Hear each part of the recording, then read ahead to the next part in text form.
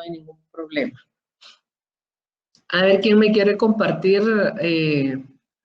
algo acerca de la frase filosófica que el día de hoy nos acompaña?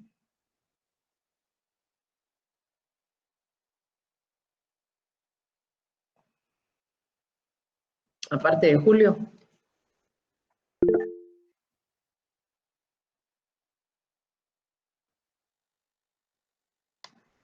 Vamos a ver.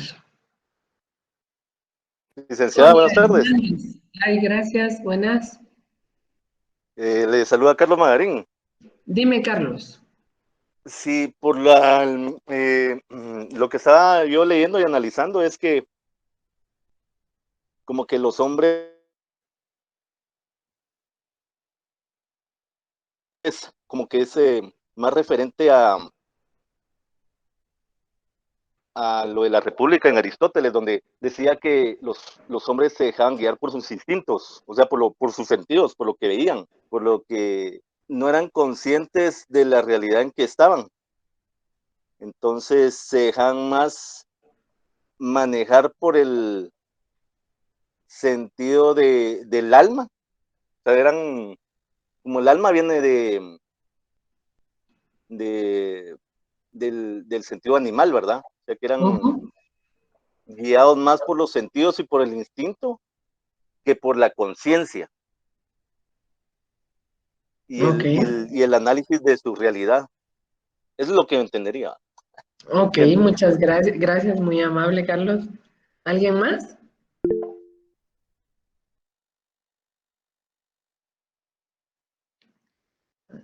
Buenas tardes, licenciada. Es como dice, todo entra por los ojos, aunque no usemos a veces la inteligencia, ¿verdad? Exactamente, Silvia. Muy amable. Gracias. Por eso es que las mujeres nos equivocamos mucho, ¿verdad? Exactamente. ¿Verdad? Ok, Sara, dime. Buenas tardes, licenciada. Pues yo considero que es lo que ha pasado a través de la historia y ahora está pasando y tal vez de una forma más atractiva, ¿verdad? Con las redes sociales. Nos entretienen con tanta cosas, nos entretienen la vista, ¿verdad? E ignoramos muchas cosas que están pasando a nuestro alrededor, incluso tal vez dentro de nuestra familia.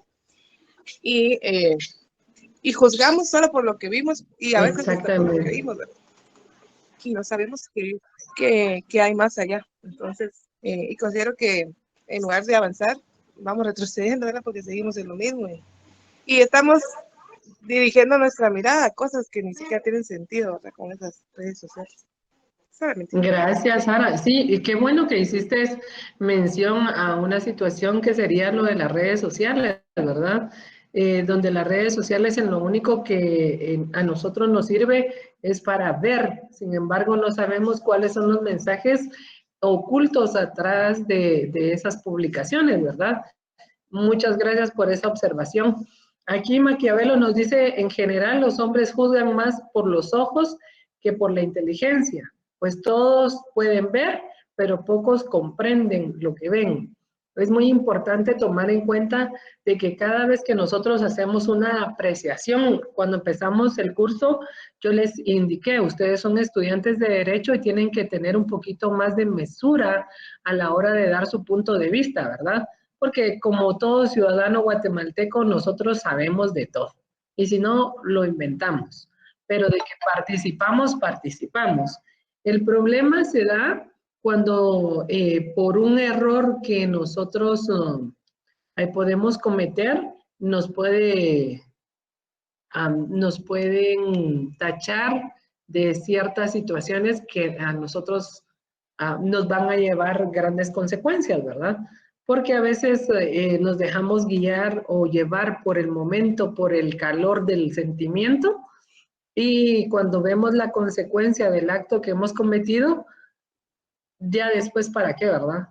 Igual es muy importante ser prudentes cuando nosotros vamos a corregir a nuestros hijos o vamos a corregir cualquier situación, hacerlo cuando no estemos enojados, cuando los sentimientos no estén a flor de piel, porque los sentimientos nublan la inteligencia. el razonamiento. Entonces, puede que hagamos las cosas como debían de ser o puede que nos equivoquemos. Entonces, es muy importante tomar en cuenta las palabras de Maquiavelo, ¿verdad? Vamos a hablar ahora de la época moderna. Ya hablamos de la época primitiva, ya hablamos de la época antigua. Ahora vamos a hablar de la época moderna. A fines de la Edad Media se hacen esfuerzos para lograr la unidad del Estado que se encontraba disgregado como consecuencia del feudalismo. Cuando hablamos del feudalismo sabemos que es un conjunto de instituciones que crean y rigen obligaciones de obediencia y de servicio principalmente militar por parte de un hombre libre llamado vasallo hacia un hombre libre llamado señor y un bien llamado feudo. Recordemos que cuando vamos a hablar del feudalismo nos recordamos de aquellas extensiones de tierra que eran, que solo le pertenecían a una persona. Estamos hablando después de que ya pasó toda la época primitiva donde los dueños eran otras personas. A medida de que va existiendo una conquista, a medida de que va existiendo una usurpación, se van quedando con territorio y este territorio le pertenece a una sola persona. Y esta persona lo da a los que eran antiguos dueños, ¿verdad? Lamentablemente, se los da para que ellos lo trabajen y luego empieza a existir una relación que se da en la época del feudalismo, ¿verdad? Es importante tomar en cuenta de que en esta época se vivió una esclavitud de una u otra forma en la cual, como siempre, ¿verdad? Hay lucha de poderes y en estos poderes, obviamente, el señor feudal es el único que sale premiado. Karl Marx nos indica, sostiene que el modo de producción como peculiares formas de relación socioeconómica sitúa entre el esclavismo antiguo y el capitalismo moderno. Se le entiende así como un conjunto de relaciones de producción y dependencia entre el campesino y el señor propietario de la tierra, que aquel usufructuaba en el momento de predominio en la agricultura como una fuente de riqueza. Haciendo como un pequeño análisis en lo que estábamos hablando del feudalismo, donde se trabajaba y había una esclavitud, un sometimiento acerca de unas tierras que le pertenecían a alguien y por ellas tenía que dar, obviamente, un fruto. En la época moderna se da solo que ya no tienen la misma apreciación ni la misma denominación. Sin embargo, sigue habiendo ya no una esclavitud, sino que una forma de siempre tener al proletariado abajo de una situación que no le conviene levantarse, ¿verdad? Donde existen horas de trabajo en abuso o si bien les las horas extras y si no, pagan. En el caso de los call centers sería como una forma de esclavitud, porque ellos trabajan muchas más horas de las establecidas, ¿verdad? Que son en el régimen diario. Sin embargo, ellos, por el afán de trabajar y de ganar mucho más de cómo se gana un sueldo mínimo, lo hacen trabajando sin darse cuenta de esta situación. Claro que las personas que trabajan en los call centers en su mayoría son jóvenes que han venido deportados o son jóvenes que aprenden otro idioma y necesitan tener sus primeros empleos. Entonces no se dan cuenta de que están siendo como usados de una forma esclavista, ¿verdad? Pero en un esclavismo moderno, ya no sería de la misma forma como fue en la época feudal.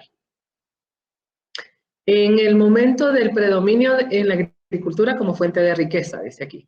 En esta época, obviamente, la agricultura ya no sería como parte de un predominio que sería en Guatemala, sino que estamos en una época moderna donde la tecnología pasa a jugar ese rol que jugaba en ese momento la agricultura, ¿verdad? Y el esclavismo serían como los empleados que ahora existen. Maurice Beau indica que es un sistema bajo el cual el estatus económico y la autoridad estaban asociados con la tenencia de la tierra y el productor directo. Tenían la obligación basada en la ley o en el derecho consuetudinario. Recordemos que en esa época era mucho más fácil y el valor de la palabra tenía un significado bastante extremo. En este momento, todo lo que no está en papel no tiene ningún fundamento, ¿verdad?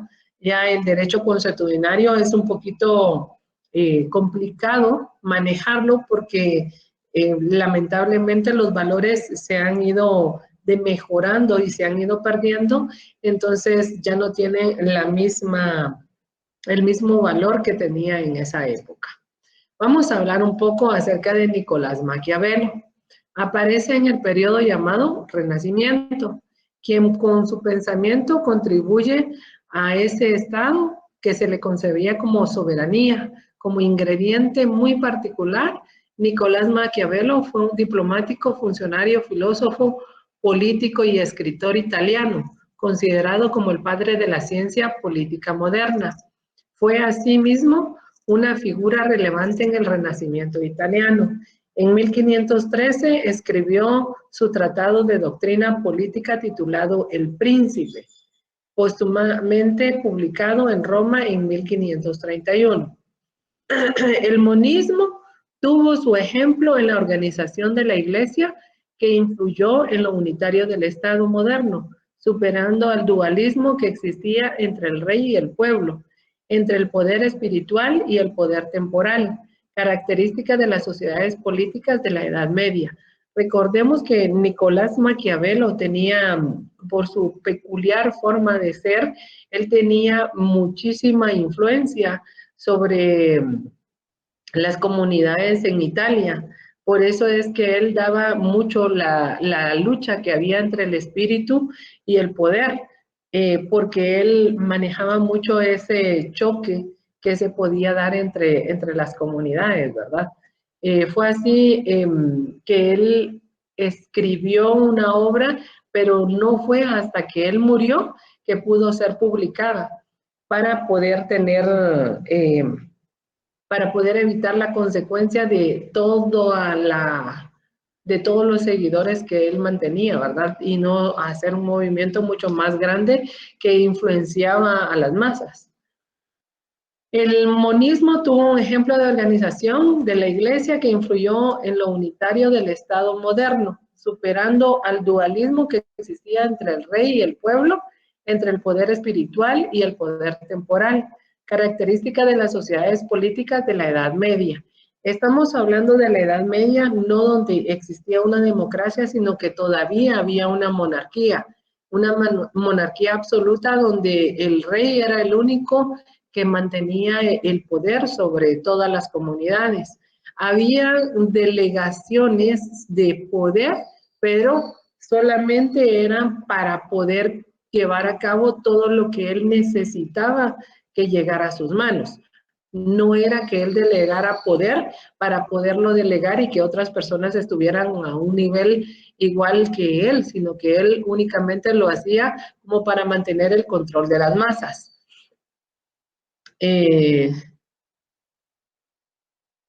Superando el dualismo existía entre el rey y el pueblo, entre el poder espiritual y el poder temporal, característica de las sociedades políticas de la Edad Media. Se da la lucha entre el Estado y la Iglesia y esta se resuelve a favor del Estado y la Iglesia queda relegada.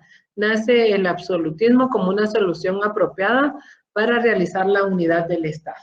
Recordemos que la época de la Edad Media, la Iglesia jugaba un papel determinante en lo que era la educación, ya que ellos eran los únicos que tenían acceso a ella y ellos eran los únicos que podían dar o promulgar la educación hacia otras comunidades. Entonces, el poder intelectual lo mantenía la Iglesia, pero al tener este problema de la lucha que se da entre el Estado y el poder, que era lo que yo les había, bueno, no sé si a ustedes les indiqué que hay una película en Netflix donde se da el problema de donde enseñan la biografía de la reina Isabel.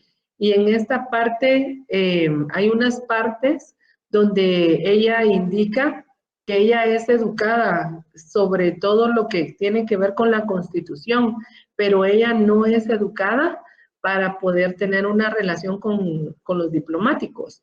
O sea, sus formas de ver todo el mundo era muy distinto porque ella tenía como pedazos de ignorancia sobre ciertos aspectos que tenían que ver con el Estado, ¿verdad? Ella únicamente era, mantenía un poder absoluto en el cual ella podía dar únicamente su punto de vista, sin tener en realidad en sus manos todo el apoderamiento que le puede dar la educación en el conocimiento que ella podía haber manejado. No sé si ustedes vieron esa película. Todavía está en Netflix. No, licenciada. ¿Cómo se llama la película? Fíjate que no recuerdo muy bien el nombre, pero es exactamente la vida de la reina Isabel y salió posterior a su muerte. Se llama Chrome, si no estoy mal. Esa, exactamente, esa. Gracias. Gracias. Ah, sí, es una serie de Crown. Ajá, es muy buena. Fíjense que obviamente, ¿verdad? Como todas las series tiene parte de realidad y parte de fantasía, es como de poner de poderse analizar y tomar en cuenta todos los aspectos, aunque obviamente, ¿verdad? Nos van a hacer creer de que muchas de las decisiones que se tomaron se hicieron no por ignorancia, sino que se hicieron por aspectos distintos, ¿verdad? Pero es de tomar en cuenta los análisis que cada uno le podemos dar a esa serie. Es muy, muy, muy buena. Y esto es lo que nos dice Nicolás Maquiavelo, ¿verdad? En la relación que hubo entre la iglesia y el poder del Estado. Porque en un momento la iglesia jugó un papel muy, muy importante en el cual ellos eran los poseedores de las mayores riquezas, hasta que obviamente el Estado no se iba a dejar manipular y perder todo lo que había conseguido, entonces empezó a tener una fractura. Y esta fractura, obviamente, el Estado, con todo lo militar que puede tener, era el ganador, ¿verdad? Y únicamente se quedó la iglesia en la parte de lo intelectual, en el manejo de.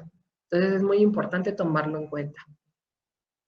Se establece una nivelación social, pues desaparece la sociedad feudal que estaba integrada por estratos y los ciudadanos que llegaron a tener en principio una igualdad jurídica. Volvemos a recapitular en esta parte, ¿verdad? Sí se dio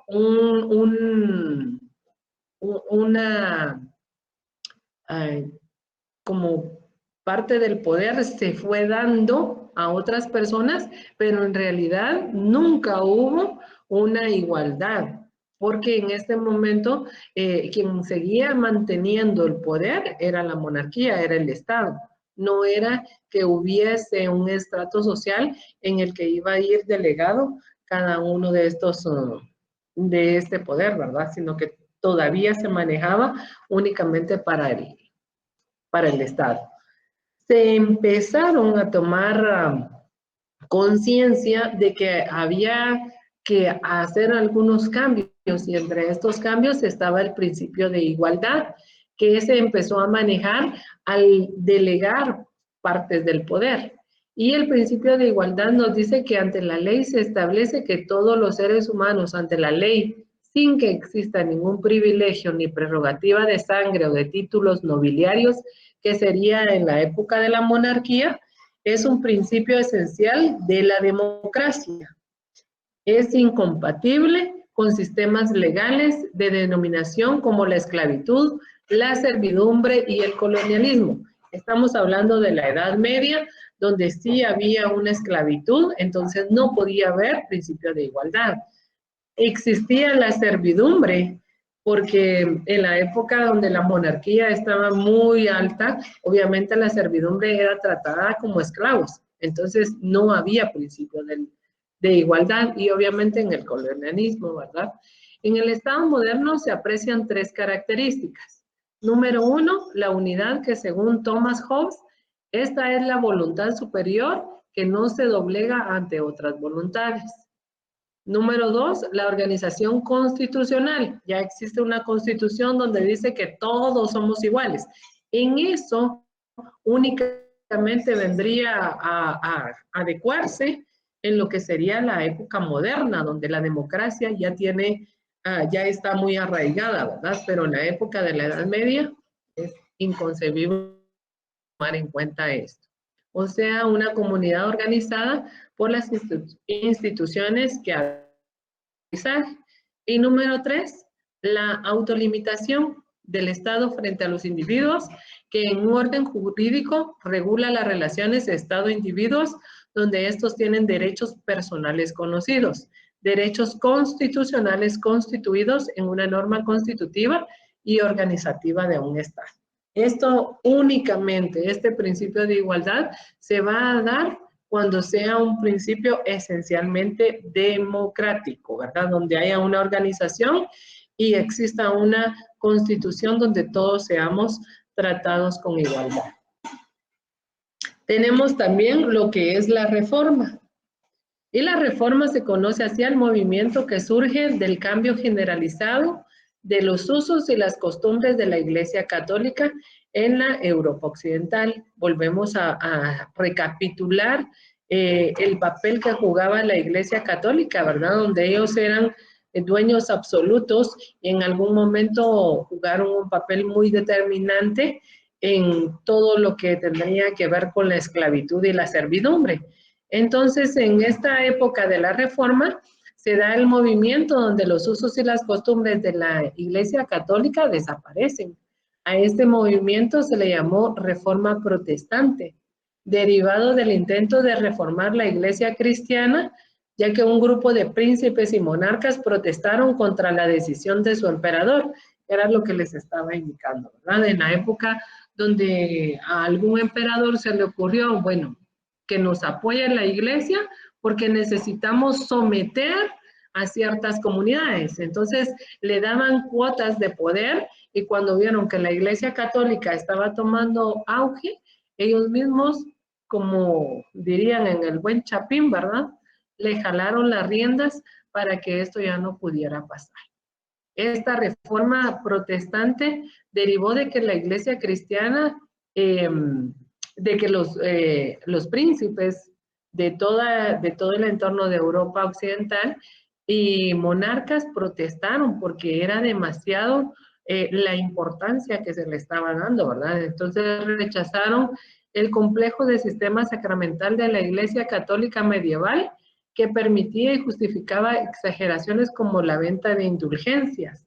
Según Lutero, aquí ya aparece un nuevo personaje que sería Martín Lutero, un verdadero secuestro del Evangelio, el cual debía de ser predicado libremente y no vendido. Todas las personas, hubo una época en que las personas que eran catalogadas como cristianas tenían derechos. Sin embargo, aquellas personas que no habían sido bautizadas por la iglesia o reconocida por la iglesia, ¿verdad? Iban a seguir siendo tratadas de una forma muy cruel y que en su momento estas personas eran las mismas que ellos creían que en algún momento iba a haber un movimiento donde iban a ser despojados de todo el poder. Entonces se dio esta reforma donde ellos decidieron mejor romper la relación que tenían con la iglesia. Su doctrina consiste en considerar lícitos los actos de gobierno que tengan sentido ético y no siempre y cuando tiendan al fortalecimiento del poder y el bienestar público, concepto que ahora se conoce como maquiavelismo o maquiavélico. porque se le considera como el iniciador del principio político de la razón de Estado. Se considera la separación de la ética cristiana con la política. Maquiavelo mencionaba muchísimo de que en ningún momento podría estar de un lado buscando lo espiritual y buscando el poder del Estado, ¿verdad? Porque el poder en algún momento ciega a las personas y no tienen, eso rompe con todo prospecto que tenga que ver con los valores humanos, que son los que tiene que tener fortalecidos la Iglesia. Entonces, él consideraba de que no era muy apto mezclar las dos situaciones, por eso es que se decía que esta reforma se dio y se dio este movimiento, ¿verdad? Colocando a cada uno en el lugar que le corresponde, uno peleando por el poder del Estado y otro peleando por el poder de las gentes, ¿verdad? Donde obviamente al ser manipulado y tener en sus manos todas las masas, era mucho más fácil de mantener el control sobre un Estado. Entonces, como quien diría, zapatero a tu zapato, la ética con el Estado y los valores con lo espiritual, ¿verdad? Cada quien en su casa.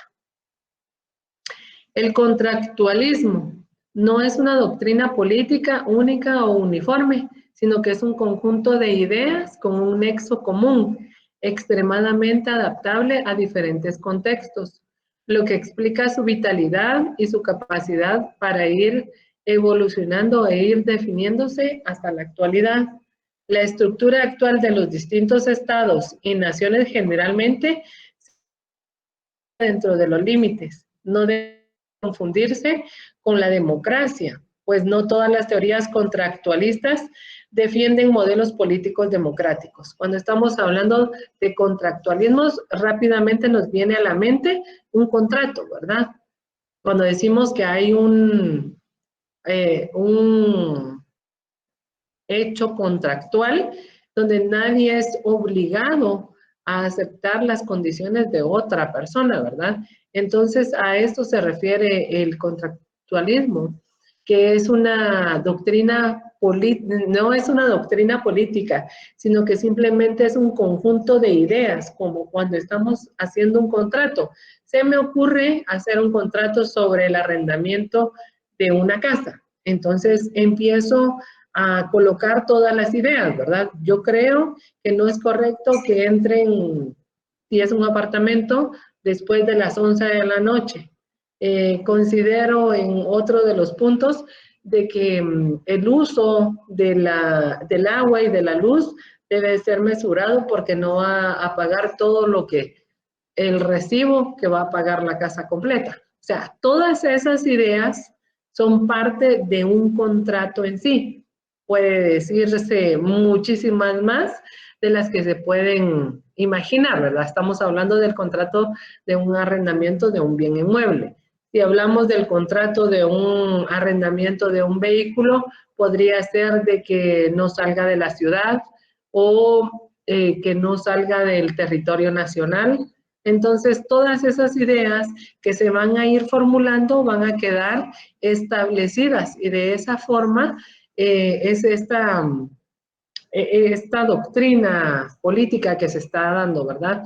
Es un conjunto de ideas con un nexo común. En este caso, el nexo común sería tratar de evitar que el poder se salga de las manos y tener el control no solo en la iglesia y tampoco la monarquía, ¿verdad? Sino que tendría que ser ideas para que ambos pudieran tener una relación más amable entre sus comunidades.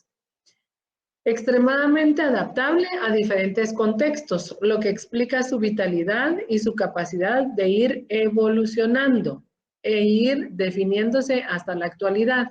En este caso, por ejemplo, no nos funcionó hacer toques de queda en ciertas comunidades. Entonces, vamos a cambiar esta idea y lo vamos a ubicar únicamente a aquellas comunidades donde en realidad el poder se nos sale de las manos. Entonces, toda esa estructura que se va a ir definiendo va a hacer que esta nueva forma de vida sea estructurada para que puedan tener mejor adaptación, ¿verdad?, en los estados. La estructura actual de los distintos estados y naciones generalmente se encuadra dentro de sus límites. No debe de confundirse con la democracia, pues no todas las teorías contractualistas defienden modelos políticos democráticos. Encontramos el pensamiento de John Locke, filósofo político inglés, defensor de la corriente justnaturalista del racionalismo, y la posición contractualista. Dicho filósofo es considerado como el teórico de la revolución que transformó el absolutismo político, que se convertiría en una monarquía parlamentaria, ideas que desarrolló con respecto a su país, Inglaterra. El contractualismo, si bien es cierto, nos da la oportunidad de dar ideas que puedan ayudar a mantener un estatus de ordenanza, también nos dice que no se puede decir que es una democracia, ¿verdad? Porque en una democracia, recuérdense que todos son libres y todo mundo, ahí sí está aplicado el principio de la igualdad, pero está ocupado única y estrictamente porque ahí ya se conoce una ley que va a regir este Estado. En esta época del contractualismo no hay nada que lo forje a que esto esté pactado, ¿verdad? Únicamente se van dando ideas y estas ideas están haciendo de que ya no se utilice tanto el poder sobre las masas, sino que vayan teniendo ya las personas un poquito más de libertad sin que llegue a existir una soberanía donde ellos puedan elegir inclusive a quienes los van a gobernar, ¿verdad? No sé si hasta ahorita me van entendiendo los puntos.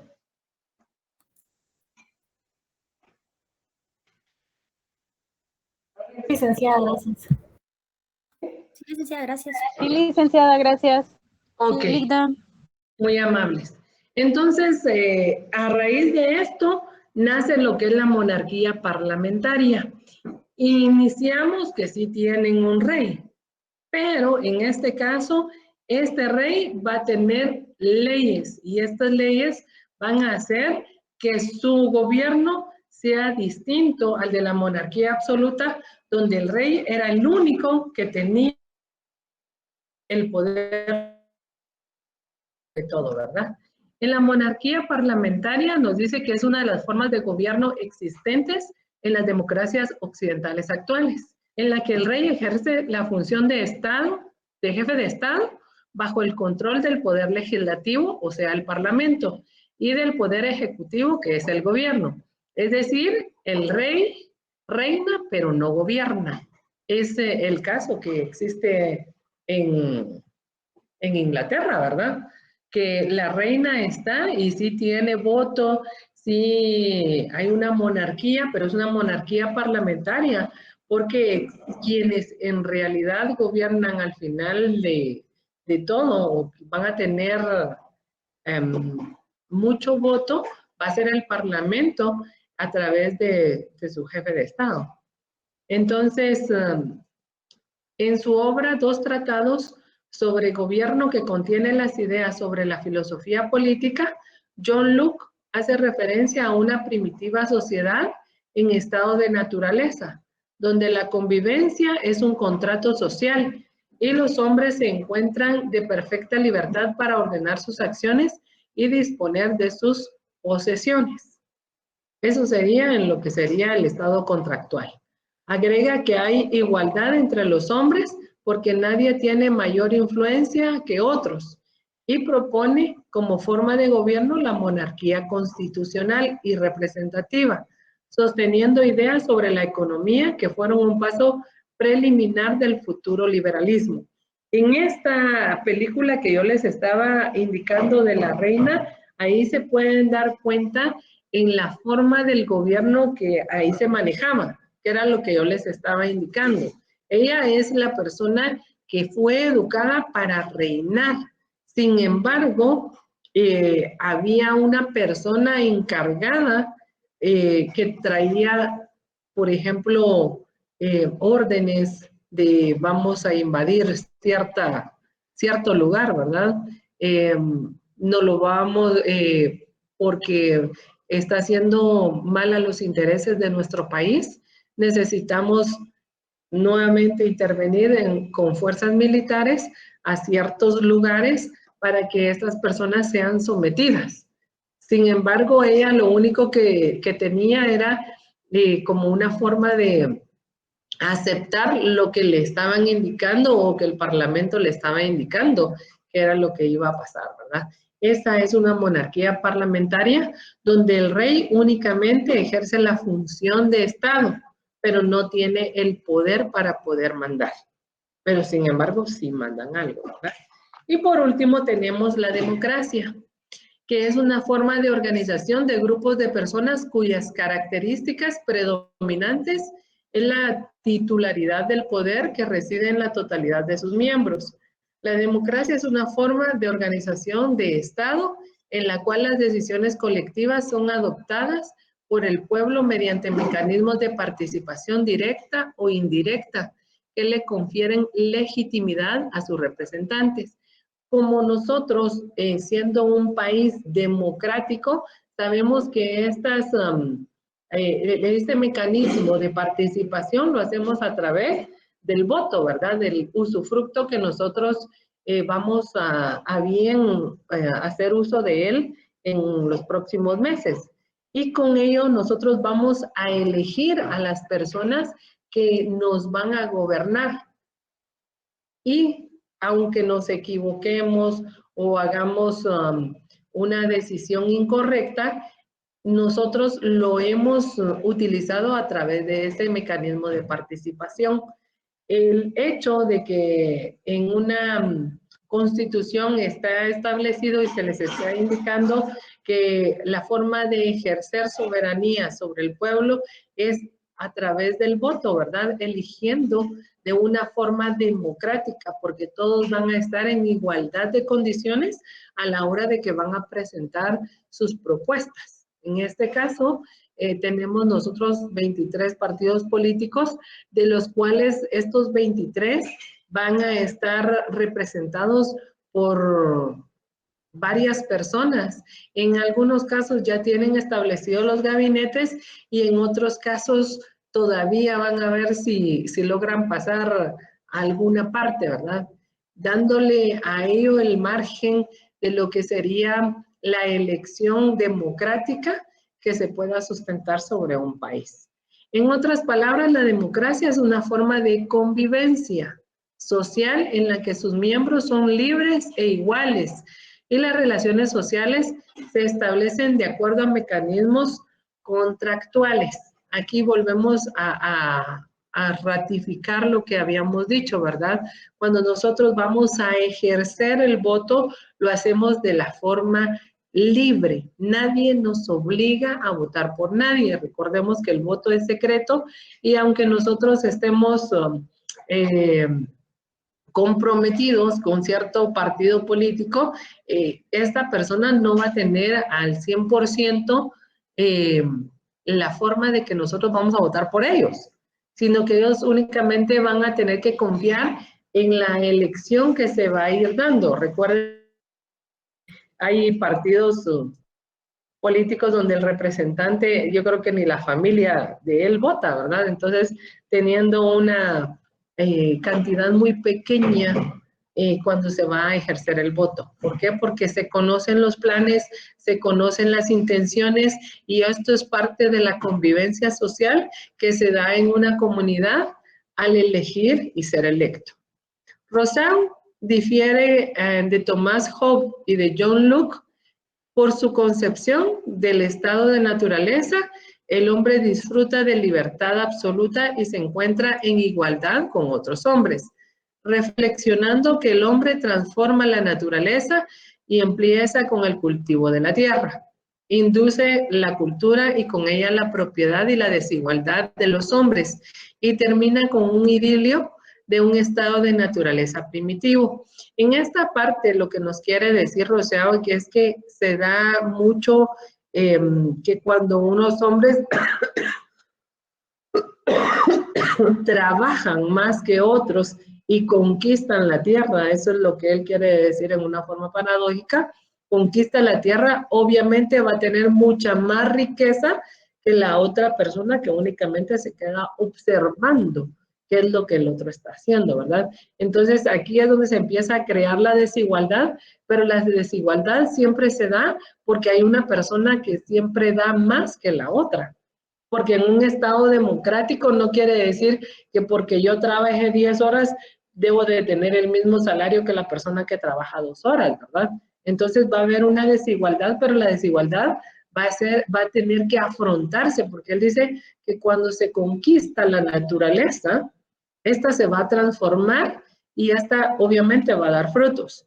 De la misma forma va a ser cuando el hombre... en el caso de la transformación de la naturaleza, sería la transformación de su tiempo. Si una persona invierte más horas en el trabajo, obviamente va a tener más dividendos que una persona que invierte poco. Entonces, eso es lo que él difería con Thomas Hobbes y John Locke a la hora de tener una desigualdad entre los hombres, ¿verdad? Es donde se rompe el idilio, dice, ya deja de ser todo en una parte igualitaria y empieza a haber nuevamente la lucha del poder, donde cede a la comunidad sus derechos naturales y ésta le devuelve protección con los derechos, que se cree que la doctrina de Juan Jacobo Rousseau influyó grandemente en las ideologías de la Revolución Francesa. Es increíble cómo en esta parte de cuando estamos trabajando, se va dando la conquista del tiempo, se va dando la conquista de la tierra, la transformación de la misma. Obviamente cuando va a existir esa transformación, aunque puede ser de que hay personas que trabajen igual, pero siempre va a haber una que va a tener un despegue más que la otra. En la Revolución Francesa fue un conflicto social y político con diversos periodos de violencia que convulsionó Francia y repercutió en otras naciones de Europa.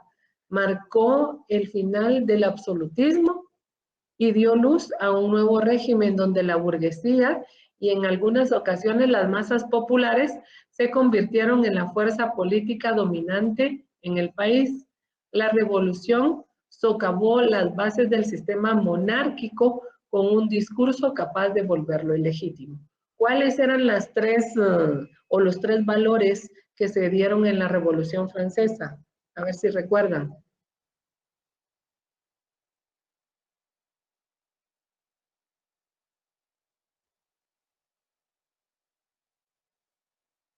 A ver, ¿quién me puede indicar qué se peleaba en la Revolución Francesa?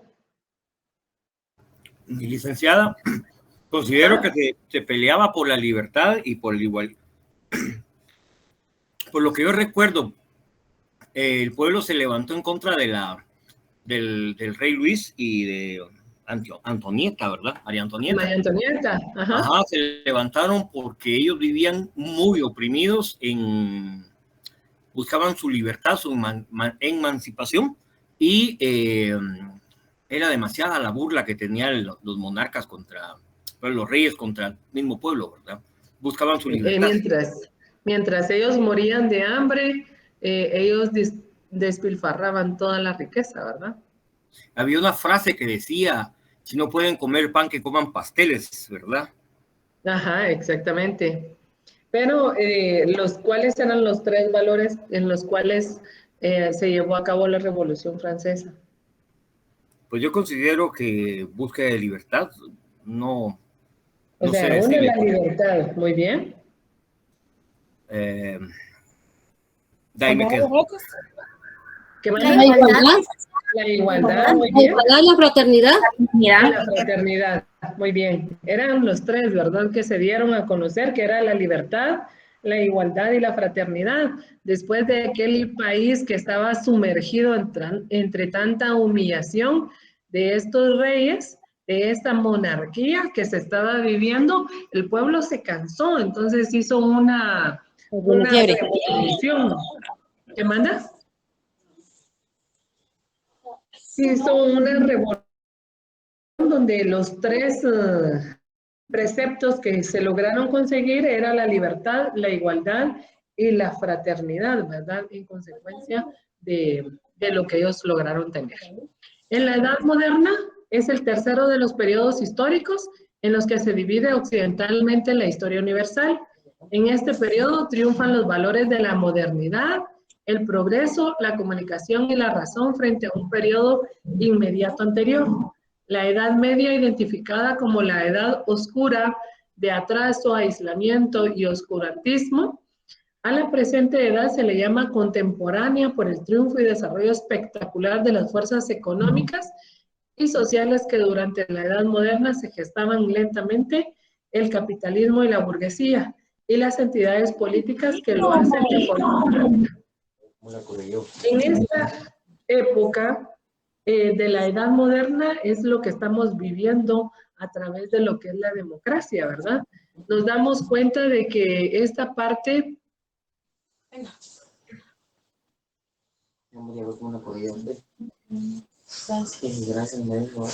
Compañera Raquel, tu micrófono, por favor. Ya, gracias. En esta época nos damos cuenta nosotros de que a través de todos esos movimientos de los cuales vimos de la monarquía absoluta, de la monarquía que se fue dando poco a poco y los movimientos paulatinos que se dieron, llegamos hasta la democracia, llegamos a la Revolución Francesa, donde se está llegando a tener el poder y un poder donde únicamente sí va a existir siempre la burguesía, porque si no, no va a haber una fuerza de producción, ¿verdad? Un modo de producción, pero sí va a haber una fuerza de producción donde va a tener mayores principios, y el principio de la igualdad es uno de ellos, ¿verdad? A través de lo que es la Constitución y las leyes que se deben de ir proclamando y manteniendo a través de los tres poderosos valores que se dieron en la Revolución Francesa, que era la igualdad, la fraternidad, ¿y cuál era la otra? Libertad. La libertad principalmente, que era la que venía manejándose a través de la esclavitud y que se había denigrado tanto. Existe lo que es ahora la monarquía constitucional, que es una forma de gobierno donde el monarca ostenta la jefatura del Estado, el rey conserva el poder soberano, o bien puede compartir con el pueblo al que le concede una serie de derechos mediante una carta otorgada o la Constitución, que en ese caso sería la Carta Magna. Dejó principios de gobierno que se aceptan generalmente en nuestra era. Por ejemplo, que se habla de una división e independencia de los tres poderes del Estado, que sería el Ejecutivo, legislativo y judicial. Muy bien, esos tres poderes del Estado, esa es la división que nos otorga la monarquía constitucional, y se da la separación de los poderes o división en una ordenación y distribución de las funciones del Estado, el cual la titularidad de cada una de ellas es confiada a un órgano público distinto, junto a la consagración constitucional de los derechos fundamentales, resultando imposible concebir que pueda ser dividido para su ejercicio. En el caso de Guatemala, sabemos perfectamente que tenemos los tres poderes del Estado y ninguno puede ser más que el otro, ni uno puede funcionar sin que pueda funcionar el otro, ¿verdad? En este momento sí tenemos una forma de gobierno donde establece la forma de organización administrativa, sin embargo, no tiene el 100% la capacidad del mandato total sobre sus conciudadanos, ¿verdad? Esta es la forma que nos ha dejado la monarquía constitucional, basado en lo que es una constitución, en una carta, que sería la Carta Magna, donde nosotros basamos nuestras apreciaciones en un Estado democrático. ¿Alguna pregunta? ¿Dudas?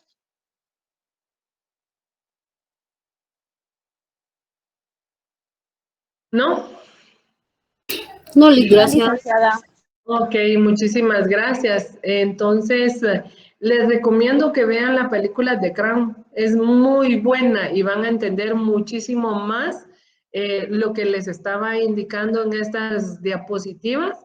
Miren, para poder sacar esas diapositivas, el libro que se lee es bastante amplio y solamente se sacan extractos de ello, pero una forma de ver, si a ustedes les es mucho más fácil tomar en cuenta la educación visual, es esta The Crown, una película muy ad hoc para que puedan ver cómo se da el cambio de la soberanía monárquica. Dime, Sara. Perdón, licenciada, se me marcó. Disculpe. Ok. Sheila. Buenas noches, licenciada. Es un gusto saludarla. Gracias, Sheila. Dime. Una preguntita fuera del tema. Con respecto a las notas, licenciada, sí. ¿nos las daría una semana después o usted nos las va a pasar o las va a subir a la cartelera? Fíjate que las tengo que subir a la cartelera, pero me van a indicar cuándo. Yo me imagino que lo vamos a estar subiendo entre mañana y pasado, porque estamos subiendo las notas de atrasadas.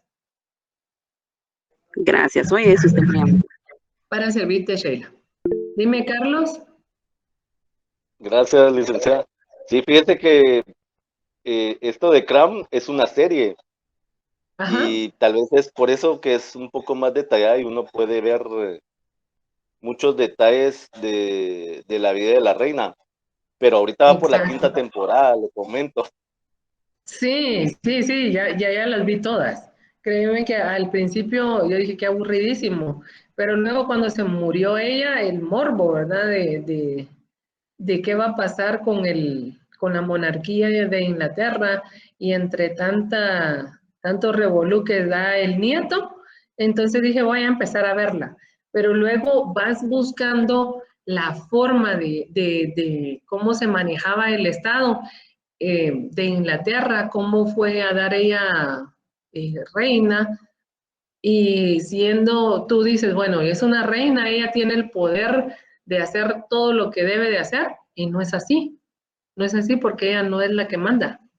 Entonces ahí es donde uno se va dando cuenta de estas formas de gobernar que se han dado desde hace tiempos, pero nosotros no las podíamos ver porque a nosotros nos indican monarquía, un rey, ¿verdad? Pero no sabemos hasta dónde el rey puede mandar a un estado. En el caso de Guatemala, ¿verdad? Donde tenemos un presidente, nosotros el presidente manda. Manda, sí, pero la organización del Ejecutivo, porque recordemos que nosotros tenemos los 3 poderes y ninguno de los 3 poderes puede soltarse para poder mandar un Estado. Entonces es muy importante, muy interesante esta serie. Y recordemos que como nosotros tenemos muchas inteligencias, hay inteligencias múltiples, algunos nos gusta más, nos aburre mucho la lectura de un libro, pero sí nos gusta visualizar una serie. Y esta es una serie que tiene enmarcado lo que está obedeciendo a lo que nos está indicando en el libro. ¿Alguna otra pregunta? Dime, Darío. Buenas noches o buenas tardes, licenciada, qué gusto saludarle, perdone, fíjese que yo Gracias. tal vez me voy a salir un poquito del tema, pero yo ya no me pude conectar al inicio de la clase y yo escuché que, o sea, cuando ya me conecté usted estaba hablando de dónde iba a empezar los temas para el segundo parcial, pero no me percaté o no escuché porque vengo en mi vehículo.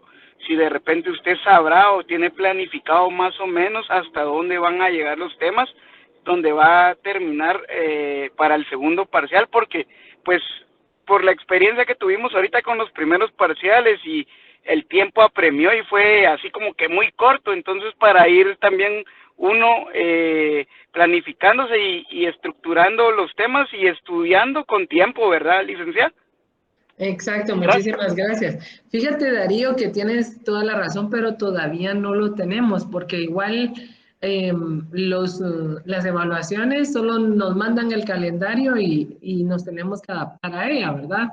En este caso, gracias a Dios, yo ya les había subido a ustedes material de lo que era la República y lo de los cuentos chinos, que eso nos vino a ayudar para que pudiéramos tener un análisis acerca de las formas de gobierno y la importancia de algunos elementos que están establecidos en las formas de gobierno. Entonces eso nos sirvió a nosotros muchísimo.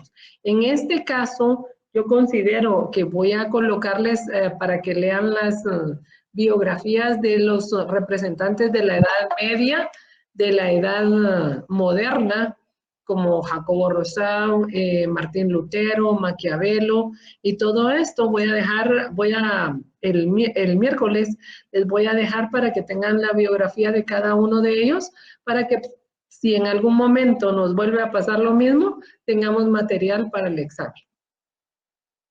Muchísimas gracias, licenciada. A ti, Darío, muy amable. ¿Alguna otra pregunta? Gracias, Jacqueline. ¿No? Entonces nos quedamos hasta ahí. Si gustan, el día miércoles continuamos y esperemos en Dios ya tener las notas para que ustedes las puedan poder visualizar y si alguien tiene algún problema, me lo pueda hacer saber. Yo les pregunté a los auxiliares si había alguna persona que se había quedado sin examen y ninguno se pronunció.